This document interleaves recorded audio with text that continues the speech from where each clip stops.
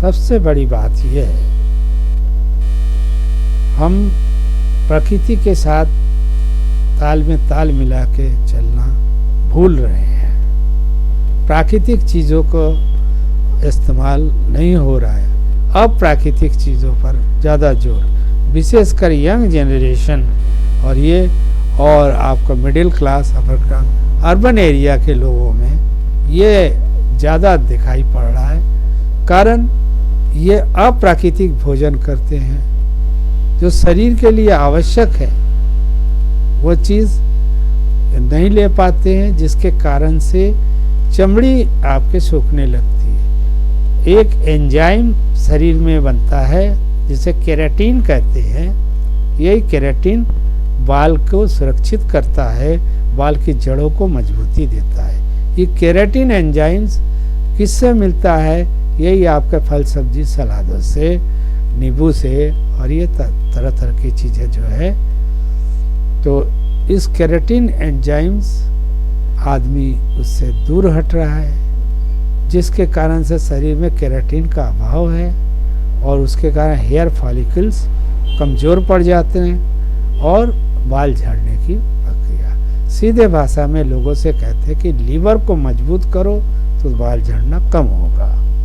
और दूसरी और एक जो बीमारी साइनोसाइटिस कहते हैं, जो सर में बलगम इकट्ठा हो जाता है, माथा दर्द करता है, और उसका मॉडर्न थेरेपी में कोई सटीक इलाज नहीं है। मॉडर्न थेरेपी से हट के अगर आयुर्वेद होम्योपैथी में जाते हैं, उसमें ठीक साइनोसाइटिस जो बलगम को रहने के कारण जो माइग्रेन की शिकायत का है, जो कहिए हेडेक, क्रॉनिक हेडेक के पेशेंट, उससे ये कमज़ोर पड़ जाने पर सर का बाल झड़ता है।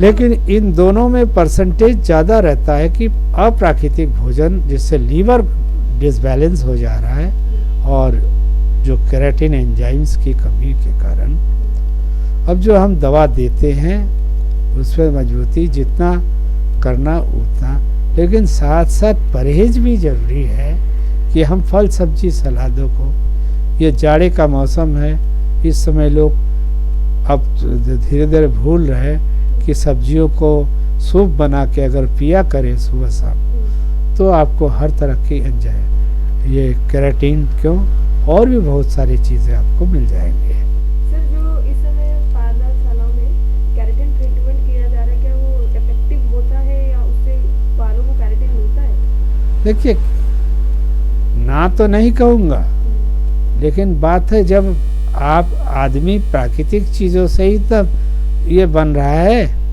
उन प्राकृतिक चीज़ों को लेने की क्षमता जब आदमी में है, तो मैं समझता हूँ कि लेबोरेटरी प्रिपेयर्ड उसका उतना ज़रूरी नहीं है। और ऐसे हमारे होम्योपैथी में भी कुछ ऐसी दवाएं हैं, और आप जानते हैं बहुत पॉपुलर है Arnica hair oil, Arnica shampoo, ये सब बाल झड़ाने को कम करता है।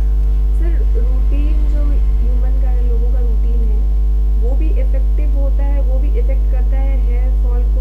बिल्कुल, रूटीन अगर न चले तो कई अवगुण आ जाते हैं।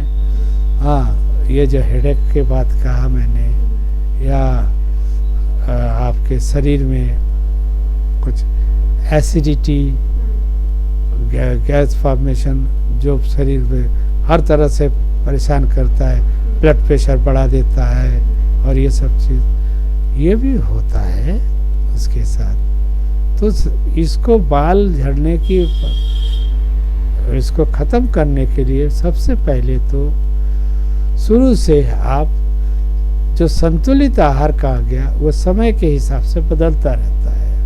आपको जो इस चीज़ की आवश्यकता है, और जहाँ तक हो सके प्राकृतिक उपाय से लेने का प्रयास करें। सर, संतुलित आहार में क्या डाइट होनी चाहिए? संतुलित आहार में आप जानते 5 चीज़ है, प्रोटीन है, लिपिड्स है, फिर आपके